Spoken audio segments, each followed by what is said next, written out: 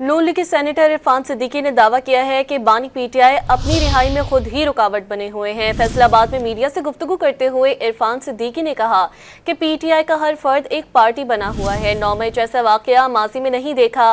PTI का कोई agenda नहीं, ये बार बार बात बदल देते हैं। फलस्तीन में मुसालिम काबिल मुसम्मत हैं, दुनिया को इसराइल के खिलाफ आवाज़ उठाना होगी।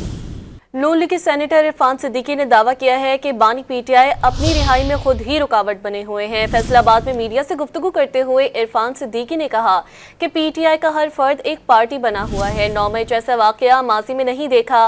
पीटीआई का कोई एजेंडा नहीं, ये बार बार बात बदल देते हैं। फलस्तीन में मुसालिम काबिल मुसम्मत हैं, दुनिया को इसराइल के खिलाफ आवाज़ उठाना होगी।